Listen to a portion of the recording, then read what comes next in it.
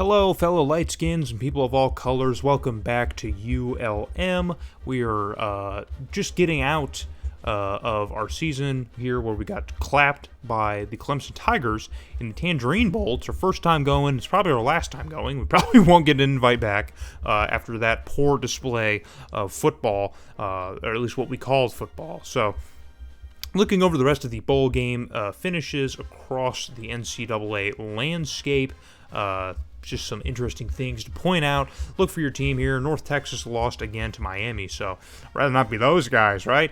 I don't know. It might have been a little bit better maybe to be those guys.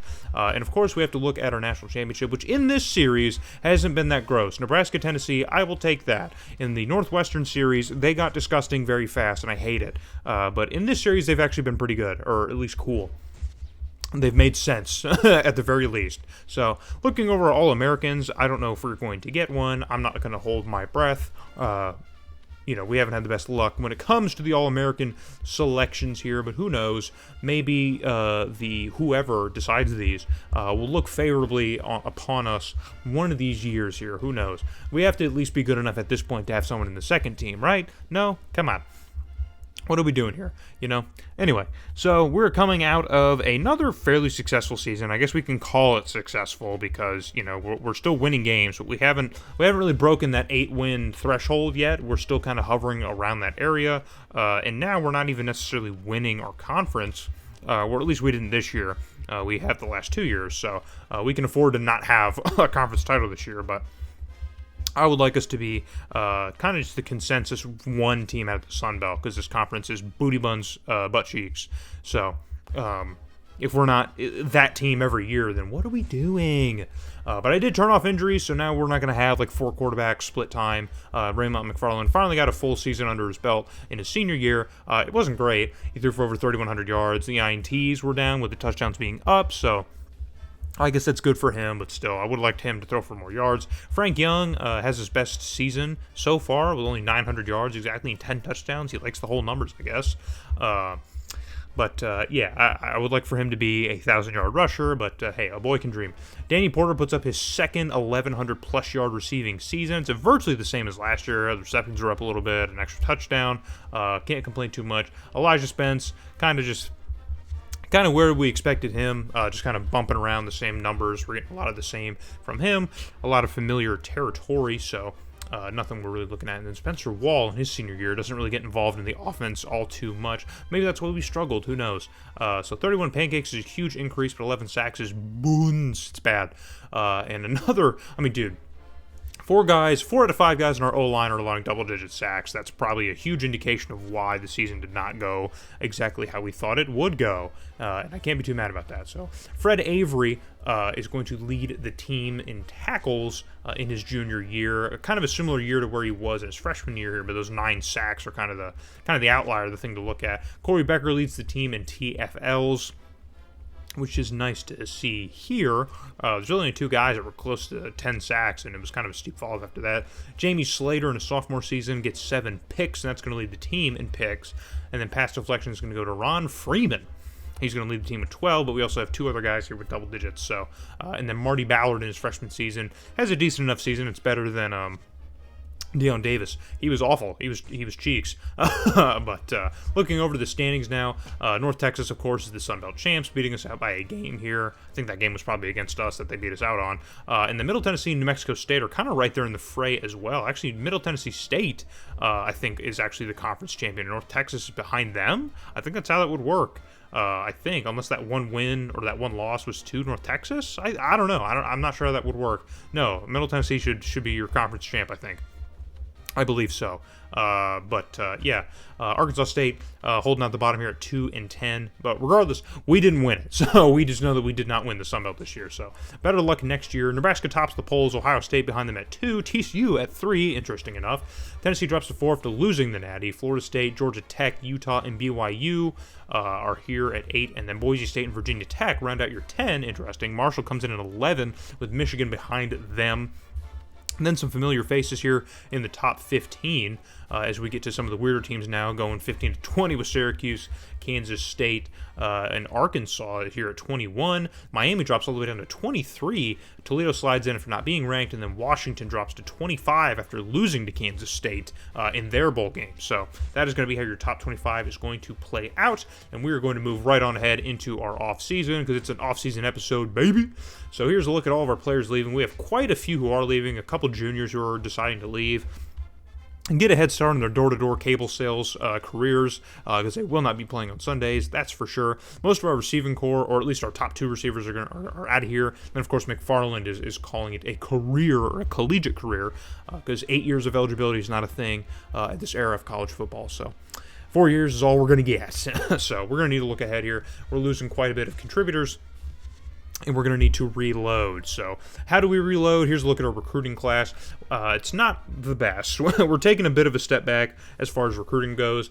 We have a few 4 stars and a good bit of 3 stars, but that's really kind of it.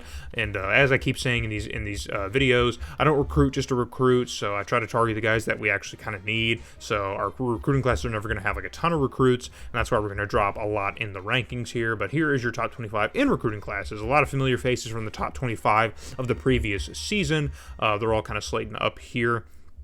Staying consistent with themselves, Fresno State slides in here out of nowhere. So does UTEP. Toledo still hanging up here. Miami hanging around 18. Purdue is also still here. And then Utah, Kansas State. Yeah, these are all familiar guys. Minnesota is a different name. So is Pitt. And then South Carolina rounds things out at 25. So we're going to have to go quite a long ways down to find us as we now scroll all the way through. North Texas here at 30. So it's not great to see them above us, or really anyone in our conference above us. We're getting out-recruited within our conference. I don't need to tell you how bad that is. But we come in at 47. So last year we were 6th, and now we drop all the way down to 47. And a big part of that is because we only have 11 recruits. We're not really bringing in a lot of new talent. We're losing more than we're bringing in, as it kind of looks like now. But yeah, there's not even really a whole lot to speak of in terms of our recruits either. We don't have a lot of big names to really kind of focus on moving into the new season. So we're really kind of relying on the team's progression to kind of continue to be where it is or trend in the upward direction, which by the look of our training results, it is. So the roster is still getting a little bit better, but I really need to make a big leap here. I don't want to do the incremental increases, like chunk by chunk here. We need to get the roster consistently, at least an average in the low 80s, before I really feel confident about like kind of running the table and doing something big here, getting to that 5-6 star prestige level. Right now, we're kind of meddling around there. We're getting to bowl games consistently, so the team is growing in that regard, and we're getting more recruits because of that stuff. So the team is growing. So we're not going backwards. I've done some of these before in these other games where you really just don't grow. You just kind of go backwards, but we are growing. So this is going to be successful for now. Looking over the roster here is our quarterback depth chart. There's not really like a clear starter. I mean, the clear starter is right, but we have a couple guys who, will probably be starting material probably in the next year or so, but we're going to cut out the upperclassmen because they're obviously not going to play because I turned off injuries. Yeah, looking around the rest of the roster, just going to cut out the rest of the upperclassmen. Our receiving core is still booty batter butt cheeks, really not that great. 79 is our best option. That's really terrible. It's the same with the tight end. 79 is our best option, so that's an area of the team we desperately need to get a lot better in. The O-line is starting to trend in the upward direction a little bit more, so that's a good thing to see. We can at least move those guys around and slot them in to different positions to get a better option here, because it's center. We only have a 71 overall center, so with all the guards and tackles we have that are in the low 80s, we could probably put somebody at that center position who would be a much better option than a 71 overall center. We have a bajillion middle linebackers, and we're not going to even use probably any of them outside of the first or second one, but it's one of our better positions on the team. I like having a solid 1 or 2 option at cornerback. That's nice to see as well. And then, punter kicker is what it is. So we're going to look at the depth chart now, get a better look at things. So Reggie Wright's going to be our starting quarterback. Frank Young in his senior season is going to be our starting running back, of course. Jarrett Monroe's our fullback, as if that really matters. Darnell Leach and then Lynch are going to be our 1 and 2 at receiver. Scott Poole, tight end. And then Trey Harris is going to be our left tackle, Bill Petty at left guard, and then it looks like we might be able to upgrade here at the center position. Here we're going to put Hatfield, or actually we're going to put Santiago in that position, and then take a look at the rest of the roster as things go. We have some better positions. We have some depth here, I guess, on the D-line as well, looking across the roster. So there's guys that we can shift around and shimmy and make a little bit more consistent of a lineup all throughout. We don't need to start a bunch of low to mid-70 guys. We can at least get a consistent high 70s or at least low 80s across the board. So I don't know what kind of season to expect from a team like that, from a roster like that, but I know that we can at least keep the same consistency that we have had, the 8-win seasons. I'd really like to take a step forward and get away from that, maybe get like a bigger bowl game. Tangerine Bowl was pretty big for us, but we really just kind of dropped the ball on that one. Really screwed the pooch,